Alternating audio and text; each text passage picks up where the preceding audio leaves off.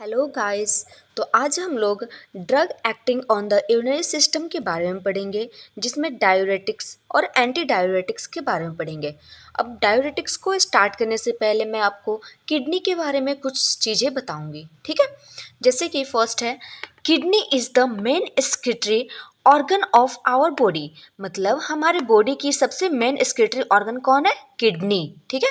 हमारे बॉडी में 1 pair of kidney present है, ठीक है। अब जो किडनी है, किडनी की स्ट्रक्चरल एंड फंक्शनल यूनिट कौन होता है? Nephron. Nephron is the structural and functional unit of our kidney, ठीक है। तो एक किडनी में 1 to 1.5 millions of nephron present होते हैं, ठीक है।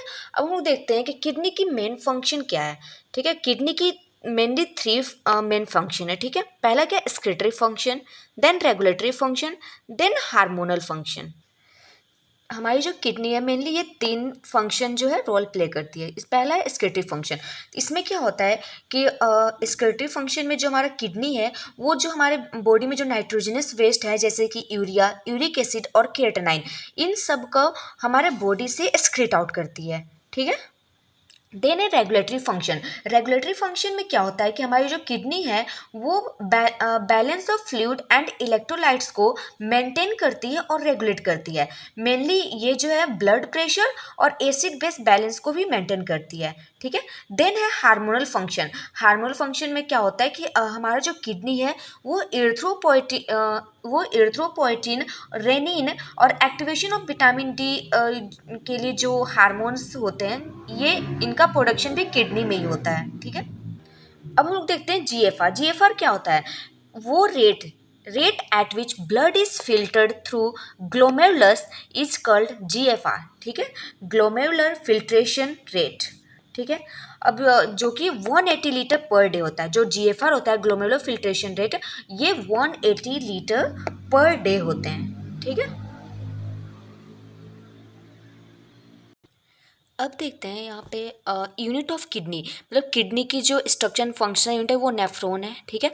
अब जो यूरिन फॉर्मेशन होती है, उसमें मेनली 3 स्टेप इन्वॉल्व होते हैं, ठीक है। पहला कौन है? Filtration, then reabsorption, then secretion, ठीक है। देन अब हम लोग देखते हैं फिल्ट्रेशन। फिल्ट्रेशन में क्या होता है? इसमें है कि filtration is the process of filtration of plasma through the glomerulus into the tubules of nephron. मतलब फिल्ट्रेशन में क्या होता है कि जो हमारा प्लाज्मा है, वो ग्लोमेरुलस के थ्रू फिल्टर होगा, ठीक है, ट्यूब्यूल्स में। देन सेकेंड वन क्या है? Second one is the reabsorption, ठीक है। ट्यूबुलर, इसके बोलते हैं सेलेक्टिव ट्यूबुलर रीएब्जॉर्प्शन।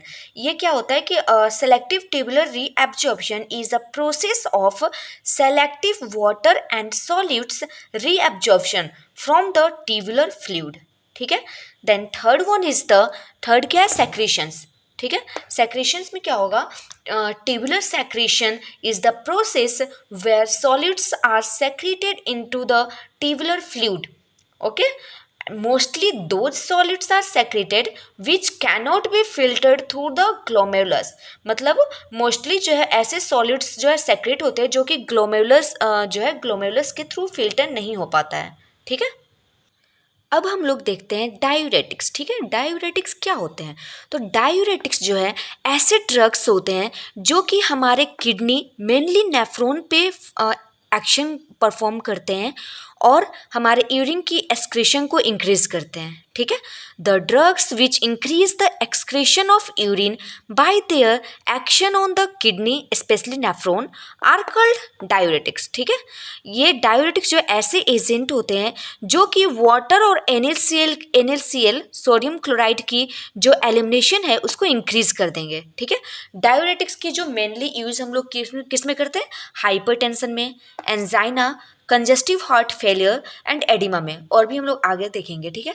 ये हुआ डायूरेटिक्स। मतलब डायूरेटिक्स मेनली ऐसी ड्रग्स है जो कि यूरिन की जो एलिमिनेशन है, एक्सक्रीशन है, उसको इंक्रीज कर देगी, ठीक है। अब हम लोग देखते हैं क्लासिफिकेशन ऑफ डायूरेटिक्स, ठीक है। तो क्लासिफिकेशन ऑफ डायूरेटिक्स जो है मेनली, मतलब हर बुक में अलग अलग सा दिया हुआ है, ठीक है। ये मुझे बहुत आसान लगा, इजी लगा, इसलिए मैंने इसे बताने की कोशिश की, ठीक है। फर्स्ट है ऑस्मोटिक डायूरेटिक्स। ऑस्मोटिक डायूरेटिक्स में मैनिटोल, आइसोसोर्बाइड एंड ग्लिसरोल आएंगे, ठीक है। Second one is the carbonic anhydrase inhibitor. जिसमें एसिटाजोलामाइड एंड मेथाजोलामाइड आएगा, ठीक है। देन है थायजाइड डायूरेटिक्स, इसमें आएंगे क्लोरथैलिडोन, हाइड्रोक्लोरथायजाइड एंड पोलीथायजाइड, ठीक है।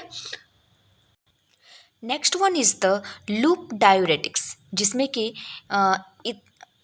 इथेक्राइनिक एसिड, फ्यूरेसेमाइड एंड बिमेटेनाइड, ये मेडिसिन आएंगे, ठीक है, loop diuretics. Then second one is the potassium sparing diuretics. Potassium sparing diuretics में भी दो आते हैं, ठीक है, aldosterone antagonist and sodium channel inhibitor. And aldosterone antagonist जो है इसमें स्पाइरोलैक्टोन एंड इप्लीरेनोन, ठीक है। एंड सोडियम चैनल इनहिबिटर में आ जाएंगे एमिलोराइड एंड ट्राईएम्टिरिन, ठीक है। ये तुम्हारा आ गया दो, loop directs and potassium sparing direct. और पहले हमने जो पढ़ा था क्लासिफिकेशन, मेनली क्लासिफिकेशन यहाँ पे 5 है, ठीक है।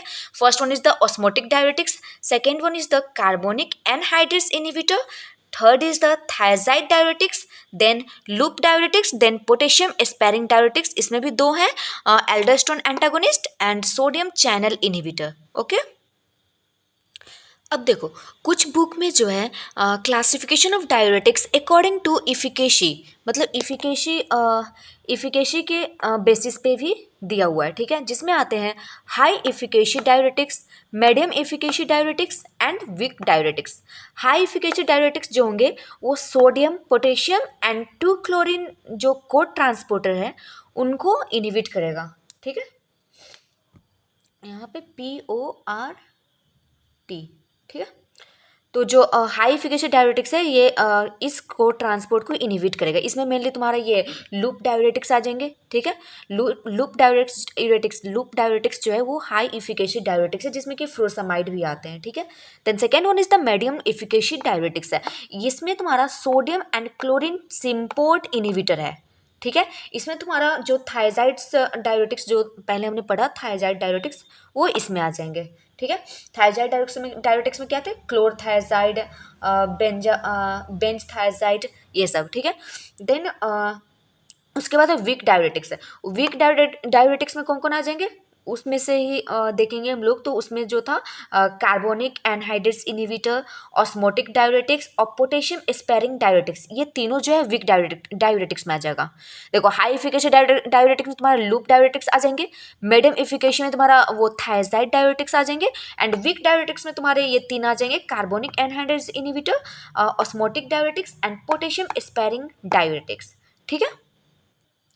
आज हम लोग इतना ही पढ़ते हैं, ठीक है। अब इसके आने वाले लेक्चर में मैं आपको इन सारे जितने भी डायूरेटिक्स मैंने आज बताया ना, इन सारे डायूरेटिक्स की मोड ऑफ मैकेनिज्म क्या है, मैकेनिज्म ऑफ एक्शन जो है, उन्हें हम लोग पढ़ेंगे, ठीक है।